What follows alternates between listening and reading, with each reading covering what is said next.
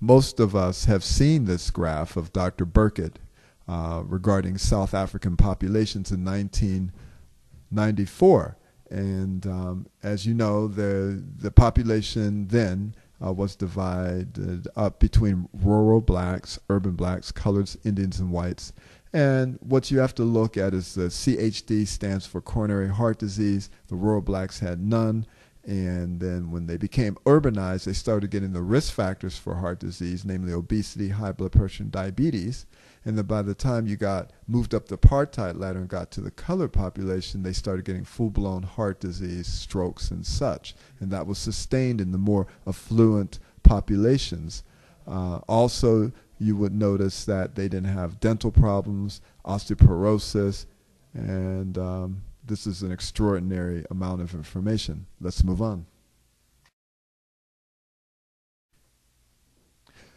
So now we have a second graph showing that the rural blacks had absolutely no cases of lung cancer, breast cancer, colon cancer, stomach cancer, pancreatic cancer, nor prostate cancer.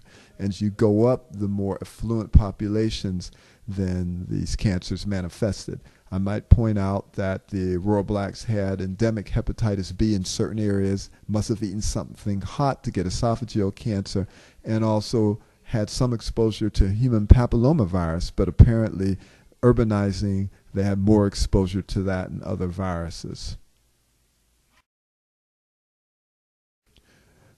Moving to the next slide and graph, the rural blacks had a paucity or no non-infective bowel diseases, and that includes from hemorrhoids to irritable bowel syndrome to colon cancer. And I might note they had no ulcerative colitis, which you could extrapolate to other autoimmune disorders such as multiple sclerosis, lupus, et cetera, and that might be because socially the environment was less inflammatory.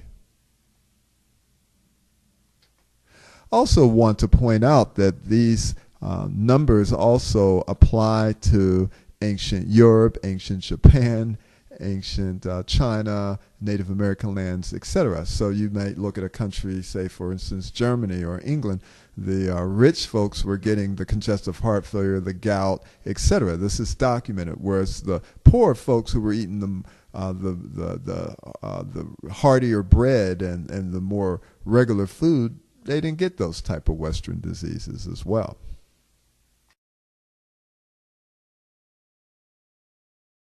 If you need more willpower to give up meat, surround yourself with great food preparation or cookbooks of the vegetarian type. Also take a trip to the slaughterhouse or look at a movie that has such, and you'll think twice about eating meat. There's a lot of problems eating meat because it causes arterial disease, builds up cholesterol, saturated fat, it weakens the intestinal flora. That's one of the ways cancer can form. Causes actually starvation in the world and is very uneconomic. Let's consider if China ate as much red meat per capita or per person as people in the United States, we would need 2 or 3 other whole worlds to grow the beef. And you wouldn't want to take cows up in the spaceship because the methane gas may blow it up and it just would consume all your vegetation you could eat. So it also can cause disease-causing bacteria.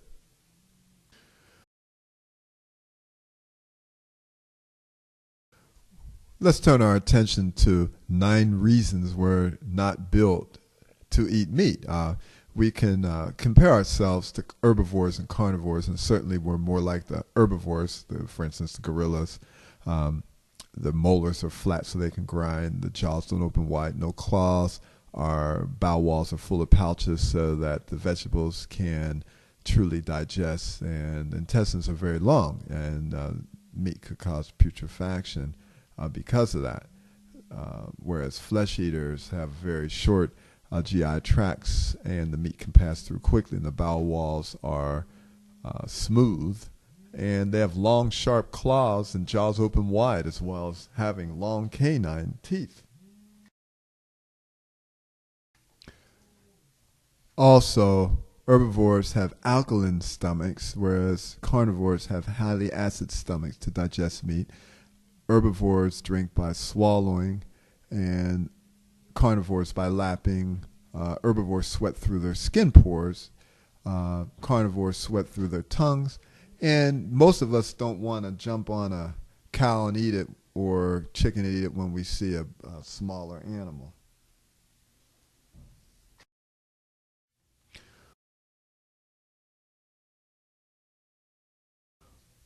We should eat similar to gorillas. That is, fruits, veggies, seeds, and nuts. Gorillas eat 50 to 60 pounds of food a day. 40% of their diet are dark green leafy vegetables. And one has to realize that you get more protein from dark green leafies per calorie than you do from flesh or meat containing foods. Gradually or quickly change to vegetarian protein dishes, meaning just normal human food, fruits, vegetables, seeds, and nuts. You can get rid of the so-called unclean foods first, and then get red meats. Then poultry should be discarded. Begin by eating plant protein dishes in your menus a few times every week, and then every day. And I might add that poultry actually can cause more cancer than beef. That's right, chicken can cause more cancer than beef, because when you cook the flesh, you get cancer-causing agents called heterocyclic amines. And when you consider that true carnivore animals eat their prey raw. How many of us have heard that? You don't have to slaughter innocent animals and consider them unnecessarily to be a real person. We can be much more compassionate and avoid economic waste of resources involving land, water, fuel to make a pound of meat, instead of the many, many pounds of veggies, grains, etc. that we can have for the same cost.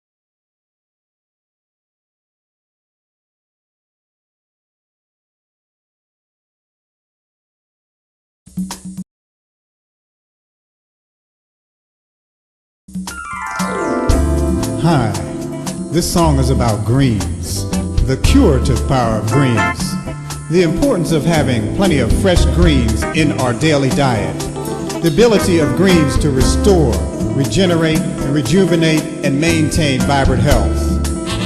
It is written, let your medicine be your food, and let your food be your medicine. And it is written, and the leaves shall be for healing. It is written, and God said, behold, I have given you every plant yielding seed that is on the surface of all the earth, and every fruit yielding tree, and it shall be your food. Greens build blood.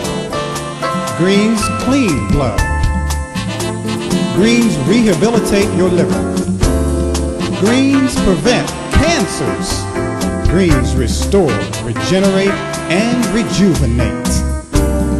Greens make healthy cells. Greens heal your body. Eating greens promotes weight loss. Eat all the greens you want. The more greens you eat, the more weight you lose.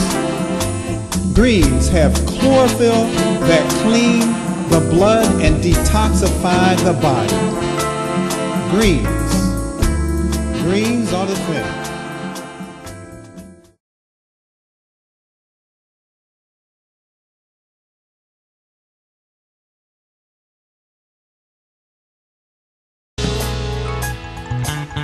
God's appointed diet was given to man. Please, my friend, won't you understand? Your diet and lifestyle are key. It what makes up your health. Can't you see? Your body was designed to live a long time. Methuselah lived till he was 969. The natural laws of God was given to heal. You can have great health by doing God's will. And God gave us our first and best dietary prescription in Genesis 1:29, which was designed to heal your body, soul, and mind. And God said, behold, I have given you every plant yielding seed that is on the surface of all the earth, and every fruit yielding seed, and it shall be your food. This means that the best diet for health, longevity, and vitality is fruits, vegetables, beans, seeds, nuts, and grains. Eat these foods exclusively, my friends, and your body will be beautifully and wonderfully sustained. Why? It's God's appointed diet.